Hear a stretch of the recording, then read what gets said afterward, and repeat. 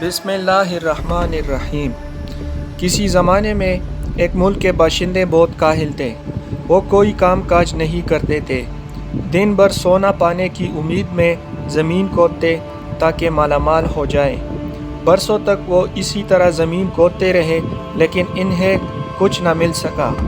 یہی وجہ تھی کہ وہاں کے باشندے بہت پریشان رہتے، کیونکہ وہاں کا بادشاہ دولت چاہتا تھا اور دولت نہ ملنے کے سبب اس کا مزاج چڑچڑا اور غصیلا ہو گیا تھا۔ ایک دن وہاں سے ایک نوجوان کا گزر ہوا جو بہت ہنسمکھ اور ذہین تھا۔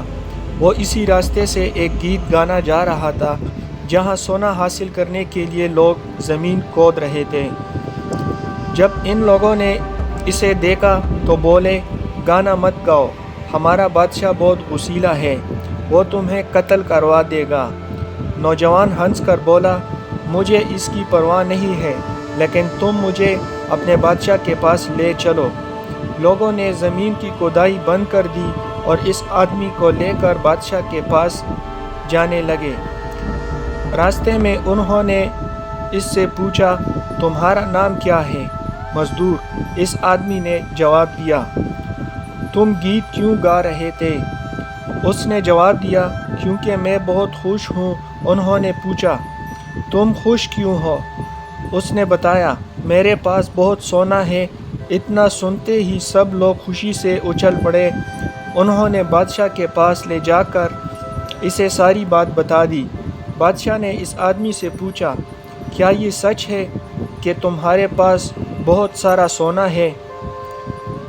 ہاں، نوجوان نے جواب دیا، میرے پاس سونے کی 7 بوریاں ہیں۔ بادشاہ نے اپنے سپاہیوں کو حکم دیا کہ اس آدمی کے ساتھ جا کر سونے کی 7 بوریاں لے آؤ۔ بادشاہ کا حکم سن کر نوجوان نے کہا، سونے کو لانے میں کافی وقت لگے گا، کیونکہ وہ ایک ایسے غار میں رکھا ہوا ہے جس کی دیکھ بھال 7 ڈاکو کر رہے ہیں۔ آپ اپنے ان آدمیوں کو میرے ساتھ 1 سال تک رہنے کی اجازت دیں۔ اس عرصے میں ہم وہ سونا حاصل کرنے میں کامیاب ہو جائیں گے۔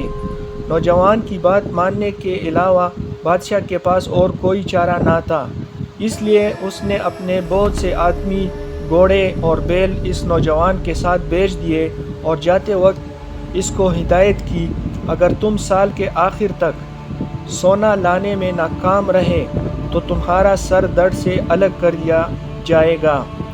اس نوجوان نے ان لوگوں کو سلطنت کی زرخیز زمین جوتنے کے لیے کہا۔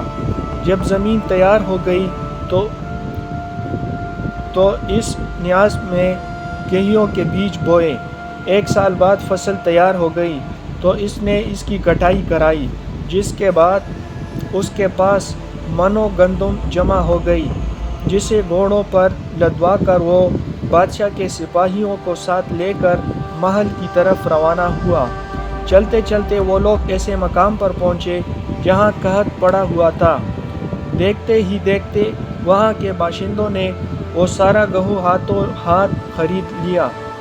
اس کے بدلے میں اس نوجوان کو سونے کی 7 بوریاں مل گئیں، جنہیں لے کر وہ بادشاہ کے دربار میں پہنچ گیا۔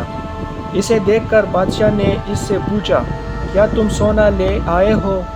نوجوان نے مسکرا کر جواب دیا، جی ہاں، میں نے گیہوں بیچ کر سونا حاصل کیا ہے۔ اس کے ملازموں نے جب اسے پوری کہانی سنائی تو وہ بہت خوش ہوا، لیکن اسے غلطی کا احساس بھی ہوا۔ اس نے اپنی رعایا کو کھیتی باڑی کرنے کا حکم دیا۔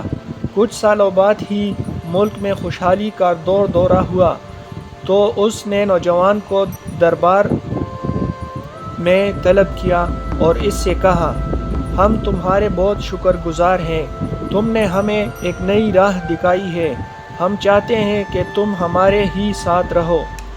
نوجوان نے بادشاہ کی بات سن کر کہا کہ اس دنیا میں ابھی بہت سے لوگ ایسے ہیں جو محنت کی عظمت کو نہیں سمجھتے، مجھے ان کے پاس جا کر انہیں بھی راہ راست پر لانا ہے، لہٰذا مجھے اجازت دے، مجھے افسوس ہے میں یہاں نہیں رک سکتا۔